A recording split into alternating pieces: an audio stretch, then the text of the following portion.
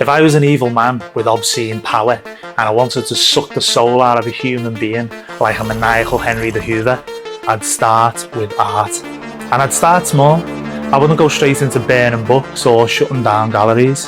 First, I'd turn creativity into content, and I'd take the connection that comes from that content and turn it into data. And I'd use that data for branding, ensuring that more content is driven back into the system, so we'd have a limitless cycle of crap. It'd be like putting dirty clothes in a washing machine with a turd as the washing tangle.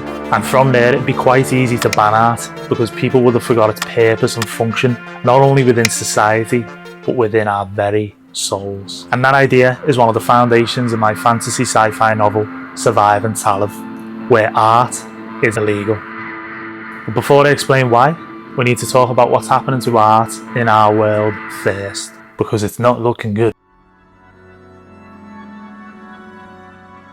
We live in a world where art and stories are becoming increasingly in danger of being replaced by content. We don't sit with art and stories as much anymore. We don't allow them to seep into our souls, challenge us, help us understand ourselves and others better. Instead, we scroll through content, consuming it and reacting to it before moving on and forgetting what we've just watched. There's no time for any piece of media to truly damage us. And you might think, bloody hell, isn't that a good thing? I don't want to be damaged. But I'm talking about the good kind of damage. The kind of damage a song does when it sings into a wound in your soul. The kind of damage a good story does when it makes you realise you're more than what you've become. That kind of damage is incredibly dangerous because it wakes you up.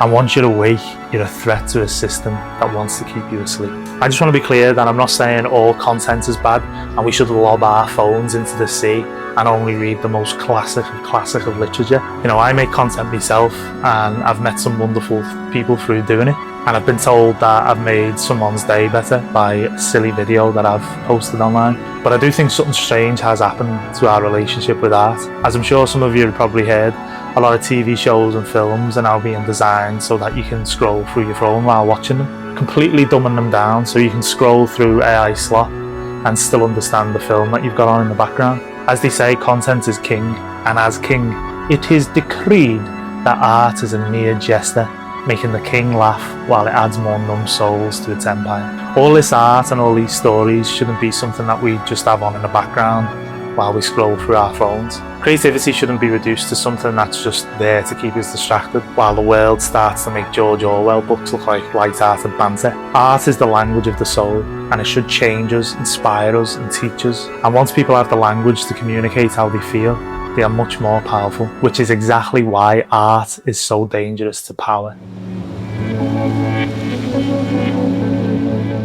A lonely person is easier to control, a numb person is easier to distract, and a silent person is easier to divide. Art makes us feel connected, alive, and inspires us to shout proudly about who we are. You don't feel alone when you're linked in a beautiful symphony of dance with other people at a gig. You don't feel alone when your favourite streamer brings together a community of people who all love the same game that spoke to the soul. And you don't feel alone when you talk to your friends about that book that changed your life. And that's exactly why it's so dangerous. It helps us understand how alike we all are. And when we band together, we're much more of a threat to those who seek nothing but power for their own personal gain. Reagan and Thatcher didn't destroy the unions for a laugh, although I'm sure the cheeky little bastards did find it funny. They did it because the biggest threat to a small group of people wanting to dominate the world is people giving their heads a wobble and realising that we are all one in the same. So if all your power depends on people feeling scared, isolated and numb, then you definitely want to destroy the biggest thing that can remedy all of that.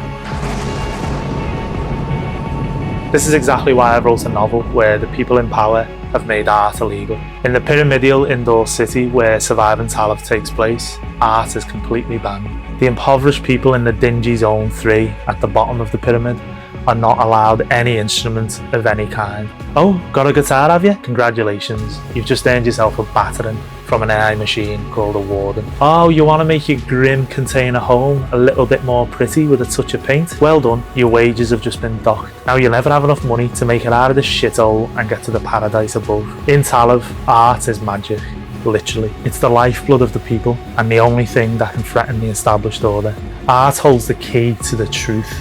Therefore, it must be banished. Just like in real life, it unlocks who you are, creates community, and it's a catalyst for change. But luckily for the people of Talamh, there are rebels willing to pour their pain, their hope, their grief and their love into their artistic weapons and fight for freedom.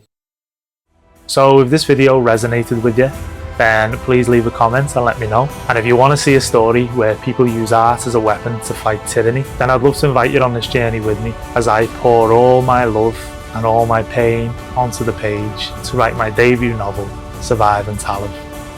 Thank you for watching. Please like and subscribe.